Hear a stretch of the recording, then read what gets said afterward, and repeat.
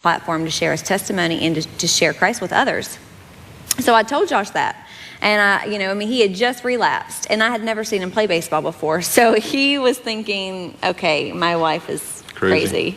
And he kind of dismissed it, but it hit me very hard. And, over that first year of our marriage, he had kind of, peaks and valleys where he would be sober for a few weeks and then he'd relapse. And, I kept thinking, how is that going to happen? How is he going to play baseball? He can't even stay sober for, more than 3 weeks at a time. But I kind of felt like God was going to use the birth of this baby to get his attention.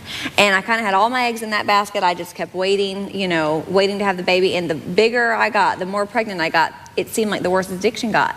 So I had Sierra, and for the 3 days we were at the hospital, Josh did great. He was there with me. He was very attentive. And I thought, okay, Lord, this is what you're going to use to get him, back to reality. And the day we brought her home, he was going to go get my prescriptions out of Walgreens, and he went to a bar instead.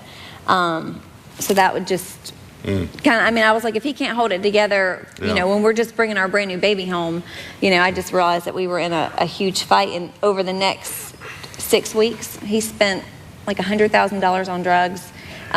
He should have been dead many, many times over, but it just got completely out of control. And when you say got out of control, you even got a restraining order.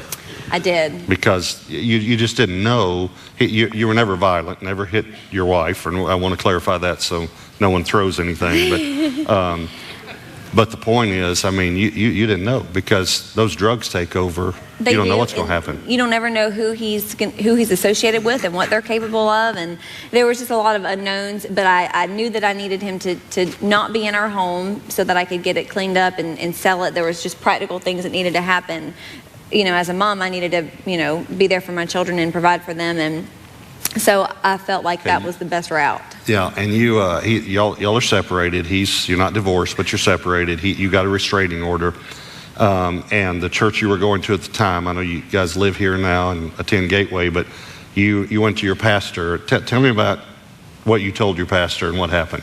Well, God was doing a tremendous work in my life, even during his addiction. Like in my prayer for my husband, God really transformed me.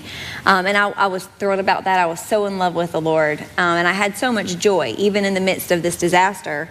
But the one thing that was really hindering the work that Christ was doing was my unforgiveness towards Josh. I was mad. I was very mad at him. So I went to my pastor and his wife, and I sat down with them, and I told them every single thing that he had done, my very long list. I spared no detail, and I was going there with the intention that they were going to help me get him. I wanted to get him. I wanted him to be, reprimanded or punished, or just feel some of the hurt that I had been feeling. Yeah. And Jimmy looked at me and he said, "Yeah, I've got a plan, Katie." And he said, "You need to forgive him." I was like, "No, Jimmy, that is not the plan. That is not what we're going to do." And he said, "You're sitting at home replaying the things that Josh has done over and over in your mind, and your anger and your bitterness and your resentment towards Josh isn't affecting him. It's only affecting you." And that it just made so much sense to me that was what was going on. And God was absolutely calling me, to forgive Josh. And so you called him and told him? I did. I called him. He was at his grandmother's house. I called him and I just said, I forgive you for everything. We don't have to talk about it. You don't have to apologize. I'm not going to bring it up. You don't even have to be sorry or change your behavior, but you're getting my forgiveness. And so what was your response, Josh? Okay. Yeah, he did not have much of a response. He was kind of like, "What is?" And he didn't really know, did he? No, he probably thought I was crazy. Okay, but at the same time now, God's working on you. Tell me about that and where you were and all that. When she got the restraining order, my grandmother always told me I could come to her house for anything or any time, and I didn't have anywhere else to go, so I showed up at her house. And my grandmother and I were really close. I loved her more than anybody in the world, and I grew up 100 yards away from her, so I was always up and down, seeing my grandmother. And I showed up there at her door, and I weighed 245 pounds now. I weighed 180 pounds when I showed up at her door. And she didn't recognize me. She knew my voice, but she let me in, and she fed me, clothed me, put me to bed, and went in her room and cried herself to sleep. And over the next couple of weeks, I used a couple times at my grandmother's house.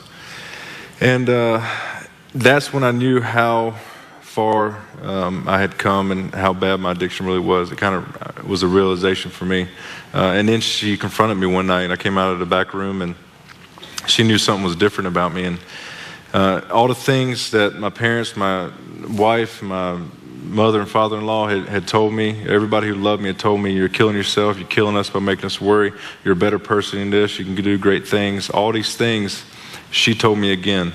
And I was actually high when she was talking to me, and God He cleared my head, He opened my heart instantly. And I saw the pain, the hurt on her face, the tears coming down her face, and got it for the first time. And realized it wasn't about me. I wasn't hurting only myself. I was hurting, other people around me, which they were trying to tell me. So my grandmother and I finished talking, and I went in the back room where I had just previously, been using drugs. And the Bible was, when I first got there, the Bible was in the room, and I stuffed it under all the clothes I could find towards the end of the bed. And I just didn't want to see it, have anything to do with it.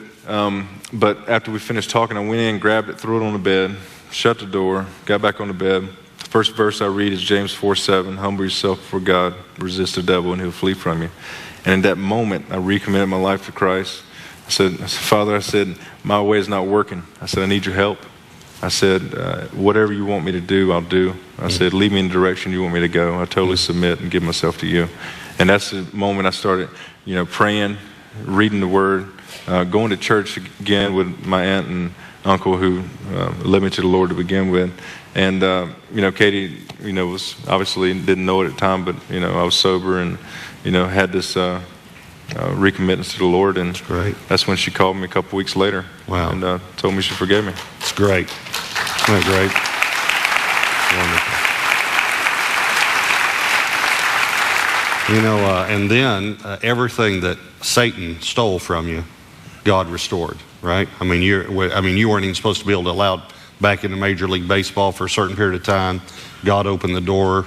He obviously restored your marriage, which, was it tough to restore your marriage after all that had happened? God when I chose, to be obedient to Him in forgiveness, He took all of those feelings of anger and bitterness and resentment away from me immediately. And I've not felt them since. So when we did reconcile our marriage, it was such an easy, just amazingly easy process. I mean, something that only God can heal that fully. And, it just reminds me, no matter how broken your marriage is, if you give it to God, He can rebuild it more beautifully than you could ever imagine. Yeah. So, that was. Yeah, that's what the amazing part of it was. She told me she forgave me, and she didn't bring it up and hasn't brought it up since she told me that. I couldn't imagine us trying to work things out, with us having little bumps in the road and her throwing it at my face every time we do. It wouldn't happen. We wouldn't be sitting here right now. It's true. That's true forgiveness. It's true forgiveness right there. Well, so God restores your marriage, your family. God restores you to Major League Baseball. But you have this in your past. What do you do now? Do you have you've put some safeguards in place to help you? The same pastor that counseled me, in the forgiveness, after we got back together, he counseled us to put what we call safeguards in place, just ways that help rebuild that trust, help give Josh the best chance at success in sobriety. And so what we came up with, and that, we both agreed on and what works for us, just a couple of them. Josh doesn't carry a lot of money around with him. He always has... You don't carry any money around? No, so that means if someone invites me out somewhere, you're paying?